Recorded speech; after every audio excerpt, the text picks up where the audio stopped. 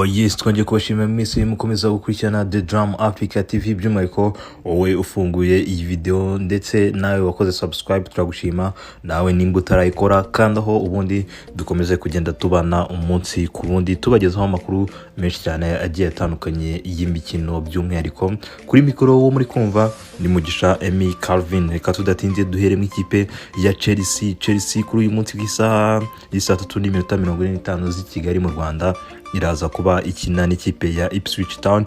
Chelsea abakinnyi batari buboneke muri uwo mukino harimo Benoit Badiashile umaze igihe ari mu mvune, ni umudefenseur. Harimo Reece James umaze igihe ari mu mvune nawe, Wesley Fofana nawe aracyari mu mvune, ndetse na Romeo Lavia aracyari mu mvune, Chukwuemeka nawe aracyari mu mvune. Reka rero tudatinze dukomereze mu kinyamakuru BBC icyo kivuga ku ikipe ya Chelsea mu bijyanye n'igura n'igurisha rigiye gutangira muri ku kwezi kwa mbere. Muri rusange BBC iratubwira ko Chelsea igiye kurekura abakinnyi bagera kuri 5 muri ku kwezi kwa mbere nta gihindutse.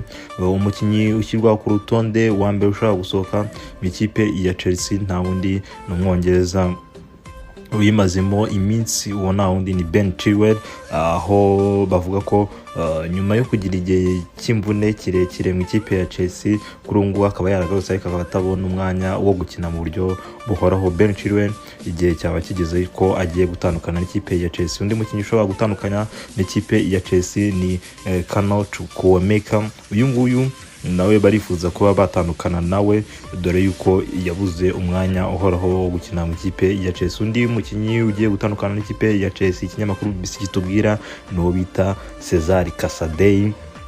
Uyu Cesar Chelsea irifuza kuba yamutiza mu makipe arimo kumwifuza cyane, Feyenoord ndetse na Monza yo mu gihugu cy'Ubutaliyani.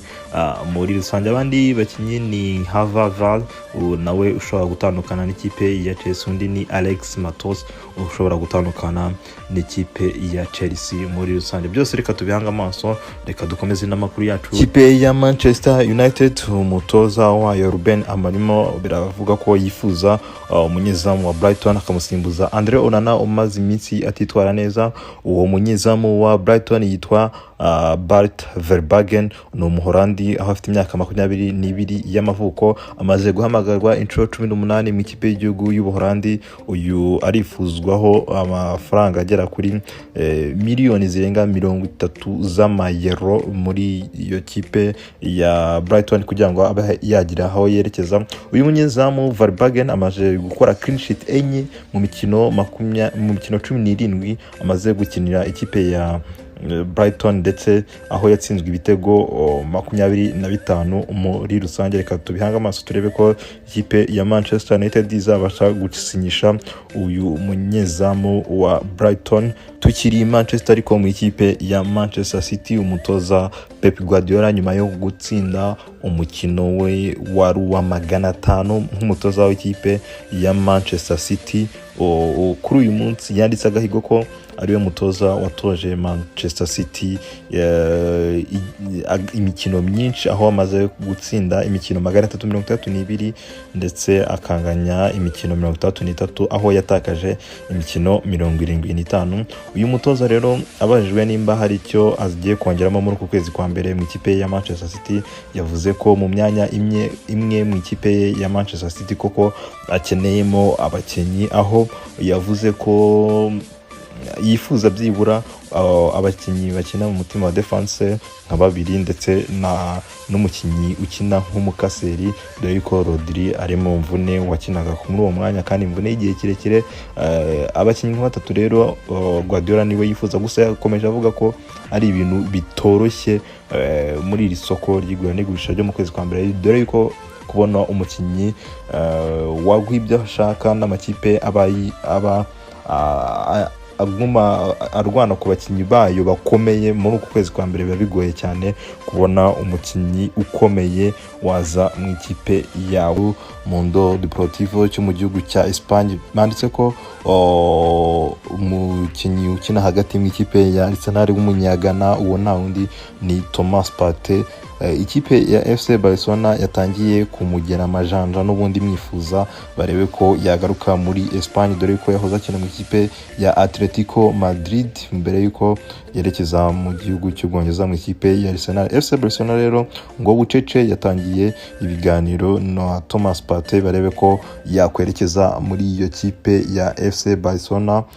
Muri rusange dukomeze n'andi makuru arimo kugenda avuga n'ubundi mu gihugu cy'Ubwongereza mu ikipe ya Arsenal. Iyo kipe irifuza umunyezamu wa Espanyol Barcelona, uwo nta wundi ni Joan Garcia, ufite agaciro ka miliyoni 25 z'amapound. Gusa ngo Arsenal yo yatangiye ibiganiro barebe ko bamanuraho gato ubundi bagatwara uwo musore akaza gusimbura umunyezamu batejwe na Bournemouth, uwo nta wundi ni Neto, ubundi Joan Garcia agafatanya na David Raya w'ikipe ya Arsenal, umunyezamu wa mbere muri rusange. Tubibutsa ko Arsenal ifite abanyezamu babiri bonyine aribo David Raya ndetse n'uwo Neto bakuye muri Bournemouth mw'inizanyo nyuma yo kugenda kwa Ramsdale wahoze n'ubundi ariyo muri iyo kipe. Ubu ngubu barifuza umusimbura urambye muri iyo kipe ya Arsenal.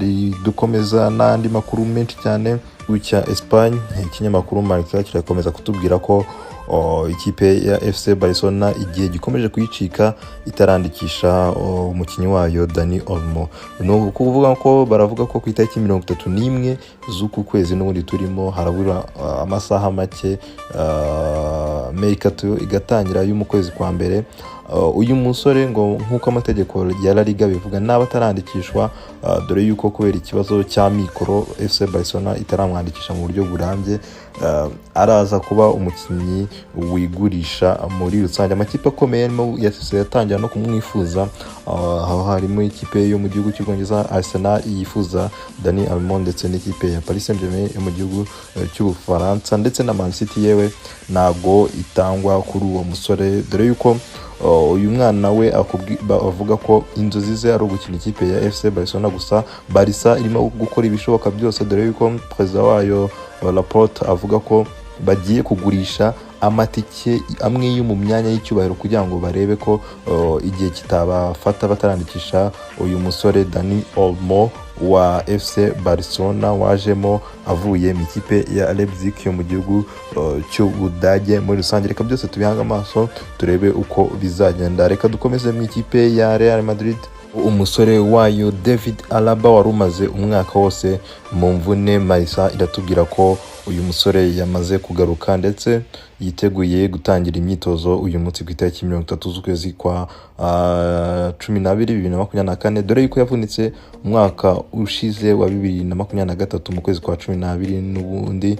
Uyu rero David Alaba yitwezeho byinshi cyane, dore yuko ari umwe mu bakinnyi ikipe ya Real Madrid yaguze ishaka kugira ngo agire icyo abafasha nyuma yo kuva mu ikipe ya Bayern Munich. Uyu musore ashobora gukina imyanya myinshi igiye itandukanye, umutima wa defense ndetse no ku mpande zayo, dore yuko bafite abakinnyi benshi bakiri mu mvune, by'umwihariko Dani Carvajal ukina kuri kabiri. Rero uyu David Alaba agarutse byaba ari igisubizo cyiza ku ikipe ya Carlo Ancelotti yari maze iminsi irimo kugenda yitwara nabi. Muri dusoza amakuru yacu yarari kuvugwa y'imikino mu binyamakuru bigiye bitandukanye i Burayi.